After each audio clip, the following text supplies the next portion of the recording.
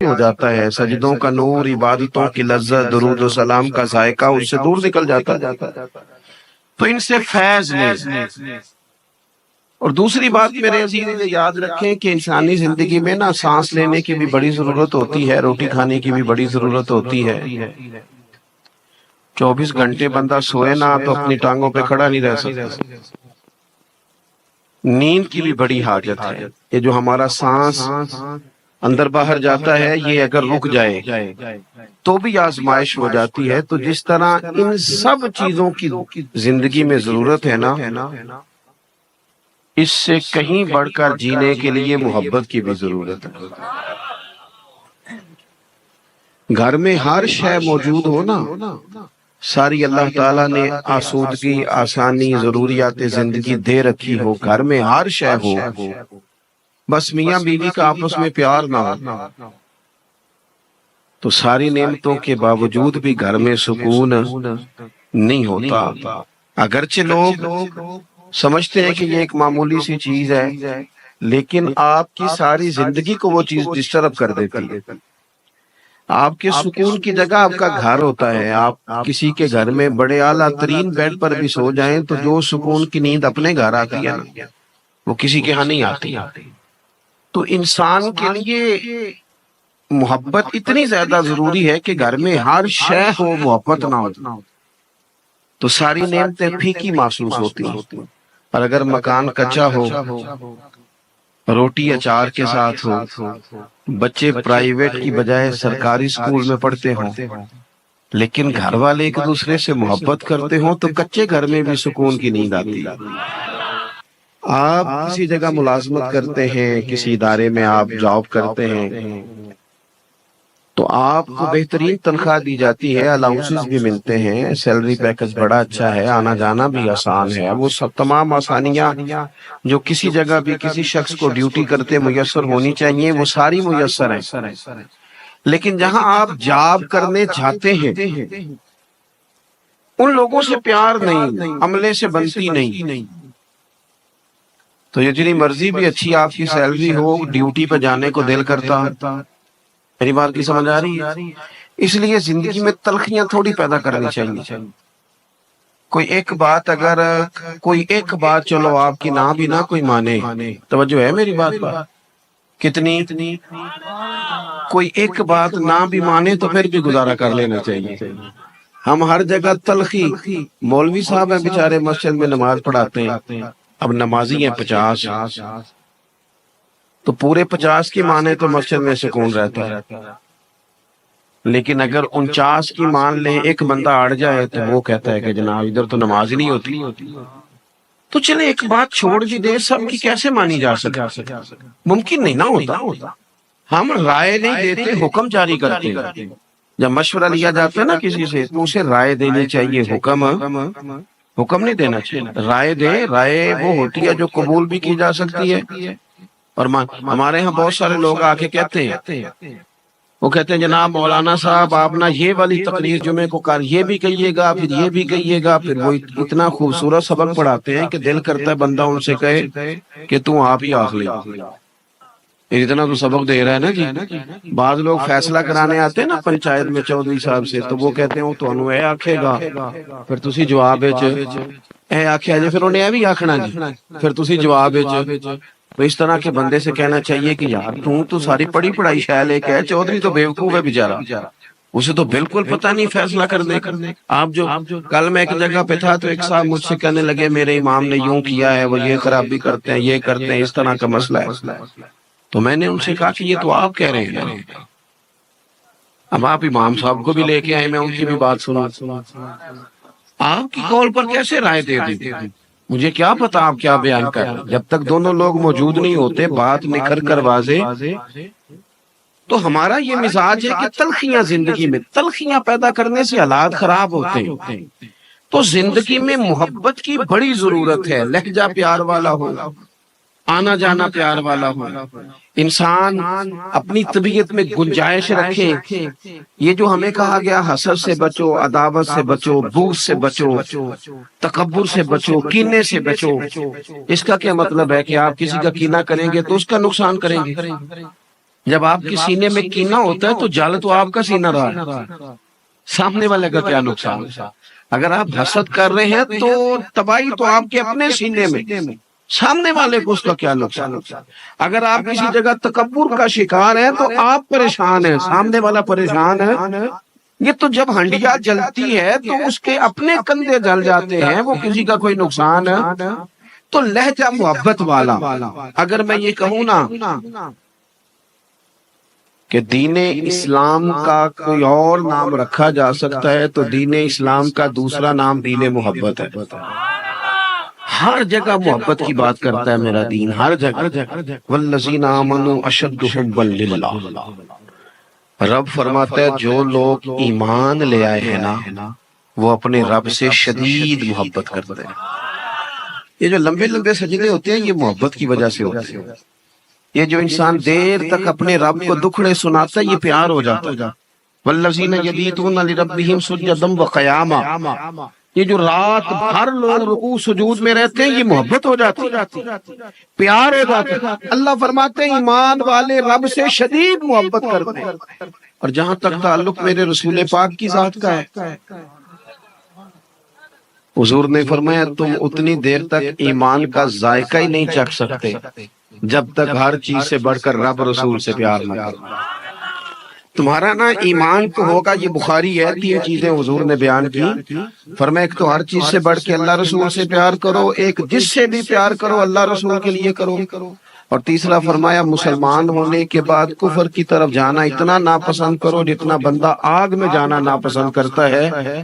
یہ 3 کام کر لو تمہیں مومن ہونے کا مزہ آ جائے گا۔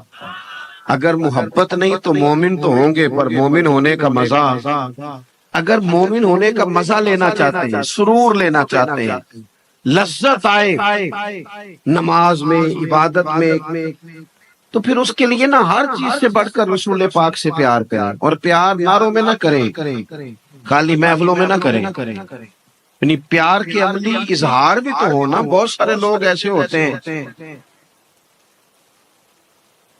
جن سے ہماری محبت ہوتی ہے تو پھر ان سے ملنے کو بھی دل کرتا ہے، ان کی یاد بھی ستاتی ہے۔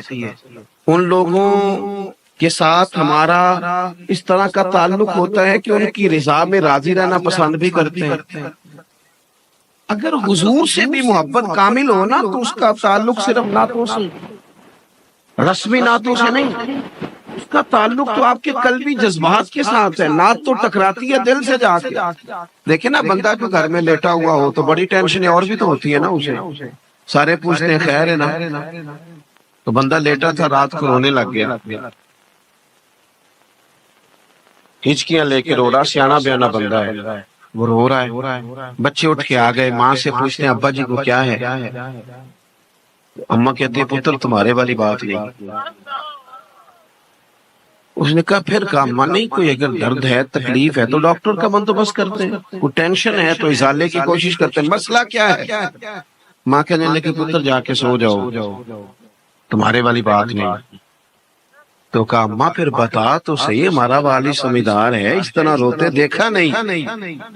تو ماں بھی رو پڑی، کہنے لگی پتر تمہارے نبی کو نا، تمہارے والد کو نا نبی پاک کا مدینہ یاد آتا ہے، انہیں نا حضور کا شہر یاد آتا ہے، تو وہ تڑپ ساری اس وقت۔ تو اس سے کیا ہوتا ہے؟ اولاد کے دلوں میں حضور کی محبت پیدا ہوتی ہے جب اس کے عملی مظاہرے، جب عملی مظاہرے بندہ کرتا ہے نا جی، تو پھر توجہ ہوتی ہے لوگوں کی، دائیں بائیں اس محبت کی خیرات بٹتی ہے۔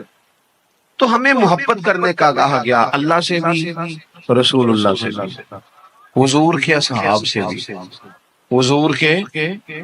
حضور فرماتے ہیں، یہ ترمذی میں موجود ہے، یہ حدیث آپ یاد رکھیے گا، اللہ کے محبوب فرماتے ہیں میرے صحابہ سے جس نے محبت کی میری وجہ سے کی، میری وجہ سے کی، اور فرمایا جس نے ان سے عداوت رکھی میری وجہ سے رکھی، ہیں جو میرے صحابہ سے پیار کیا جائے، ان سے محبت۔ اور جہاں تک تعلق حضور کی اولاد پاک کا ہے، صحابہ کرام علیہم رضوان نے ایک دن جمع ہو کے نا سب نے ایک جگہ کچھ پیسے جمع کیے اور لا کے حضور کی بارگاہ میں پیش کیے۔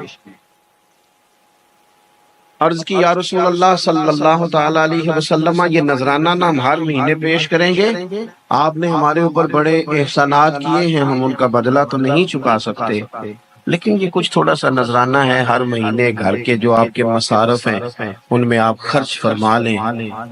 صحابہ نے نذرانہ دیا، اور دیا اہل بیت کی خدمت کے لیے۔ اللہ کریم نے قرآن مجید نازل کیا، فرمایا قُلْ لَا أَسْأَلُكُمْ عَلَيْهِ أَجْرًا، اے محبوب آپ ان سے فرما دیں کہ میں تبلیغ دین پر تم سے کوئی اجر نہیں مانگتا، میرا اجر تو میرے اللہ کے ذمہ کرم پہ، میں تم سے کوئی اجر، ادھر دیکھو میری طرف، میں تم سے کوئی اجر نہیں مانگتا، إِلَّا الْمَوَدَّةَ فِي الْقُرْبَى۔ اس آیت کی گہرائی کو کبھی سمجھیں، میں تبلیغ دین پر تم سے کوئی اجر نہیں مانگتا، ہاں جو میرے قریبی ہیں نا ان سے ذرا محبت کرتے رہنا۔ یہ جو میری ازواج ہیں، میری 4 بیٹیاں ہیں، یہ جو ان کی اولادیں ہیں، یہ جو سیدہ فاطمہ ہیں، یہ جو مولا علی ہیں، یہ جو ان کی اولاد ہے، ان سے پیار کرنا، ان سے محبت کرنا۔ ہم لوگ نا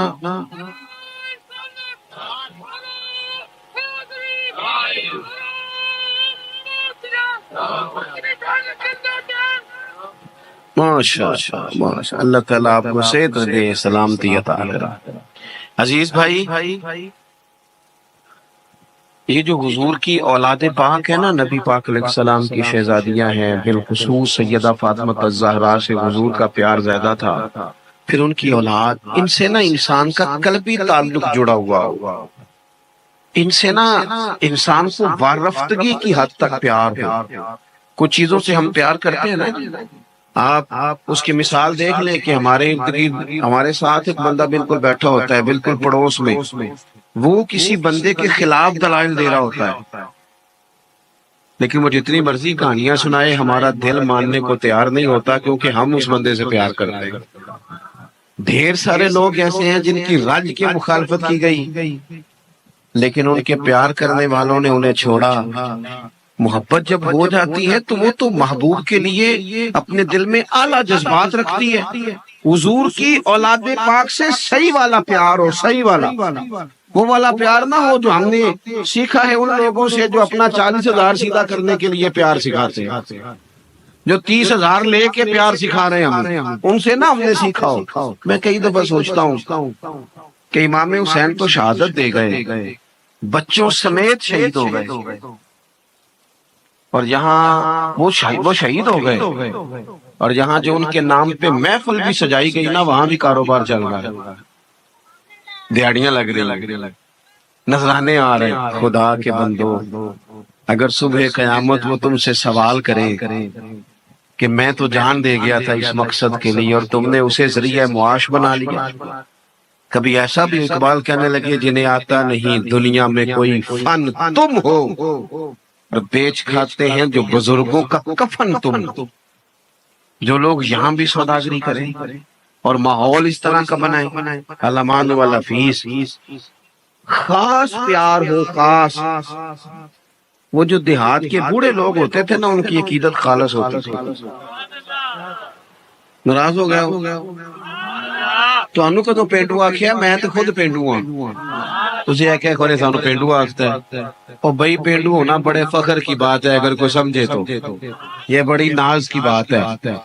عرب کے ہاں جو بچہ پیدا ہوتا تھا نا مکے میں، پیدا ہونے کے بعد کسی گاؤں میں بھیجتے تھے، خود رسول کریم بھی تشریف لے گئے حضرت حلیمہ کے گھر۔ کیوں؟ اس لیے کہ وہ کہتے تھے کہ گاؤں کی بولی بھی خالص ہے اور گاؤں کا لہجہ بھی خالص ہے، وہ تو بھیجا جاتا تھا، ہم ہیں کہ پریشان ہو جاتے۔ تو غور کریں کیا کہہ رہا ہوں، گاؤں کے پرانے لوگ وہ کنسان، اوے کاکا اوے چول تھلے نہ ڈگن ڈئیوں، ختم شریف دینی، صحیح کہہ رہا ہوں میں، ایسے ہوتا تھا۔ اب ختم شریف پڑھا ہے، امام حسین کا ختم پڑھا ہے، غوث پاک کا، چاول نیچے نہ گرے۔ اب تو ذرا وی آئی پی لوگ آ گئے ہیں، وہ خود شاپروں میں چاول پھینکتے ہیں چھتوں سے، تو اپنے پتر کے ولیمے پر بھی چھت سے پھینکتا ہے چاول۔ تو پھینکتا ہے جب تو بیٹے کا عقیقہ کرتا ہے، وہ جو کھانا تیرے